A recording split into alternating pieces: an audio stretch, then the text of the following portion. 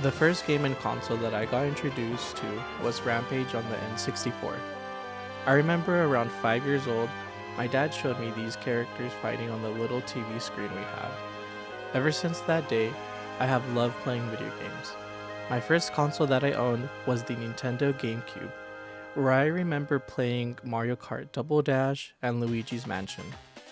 Playing video games is a hobby that I still do. Nintendo games were a big part of my childhood. So in this video, I'll be picking my childhood favorite, Paper Mario: The Thousand Year Door Switch Remake.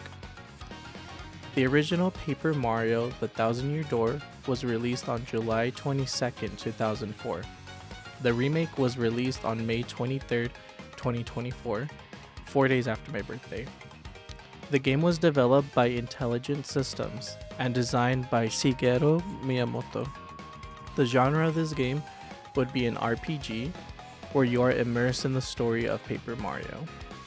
The reason why I am choosing to talk about this game is because the character development is amazing and the narrative is chef's kiss.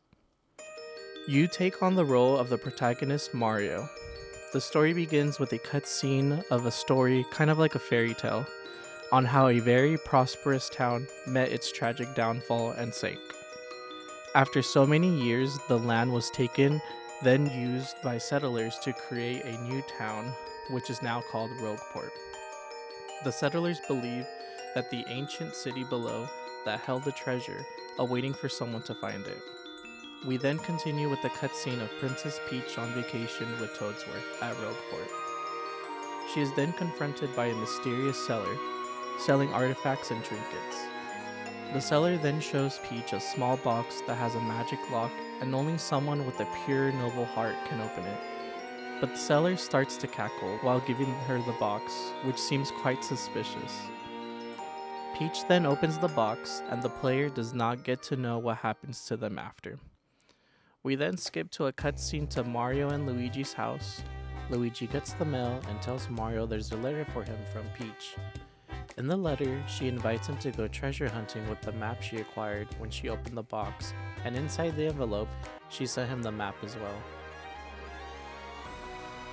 We are then off to Rogueport. Once we get there, we encounter our first partner, Goombella. She's being harassed by a gang, and we need to step in to fight Lord Crump. We then get introduced to the battle mechanics. Goombella tells us we can either jump or use our hammer to damage Crump, giving the player agency. After we defeat him, we head off with Goombella, who is officially joined our party. We find out that she is also looking for the treasure and we show her the map we have. Toadsworth finds us and tells us Peach is missing. We then find the professor at his house and he tells us about the crystal stars and follow him to check out the underground ruins.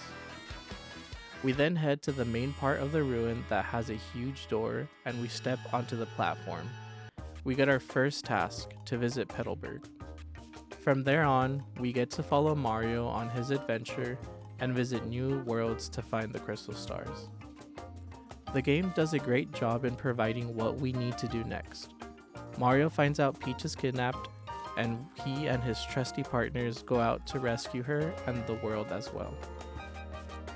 Paper Mario's narrative is linear, which we don't really get to decide on how the story ends.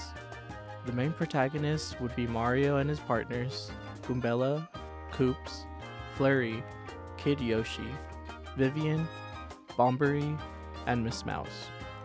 The antagonists are the X-Nauts gang, Shadow Beauties, and the Shadow Queen. The narrative is showcased by the characters we meet and the world's lore. We are given even more narrative through the antagonist dialogue and the professor whenever we find more crystal stars and progress the story. The game rules consist of turn-based combat.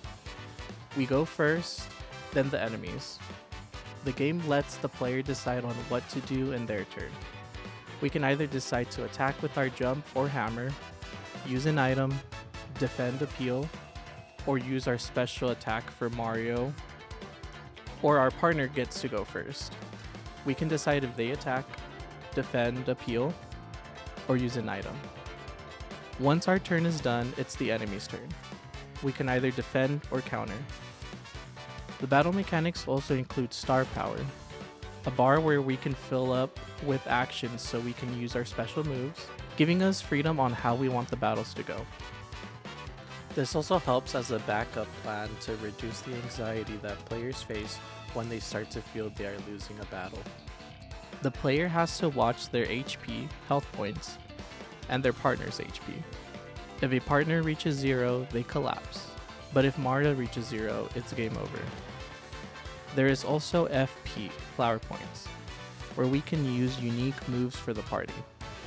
Every time we win a battle, we earn star points. Once we reach 100 star points, we level up.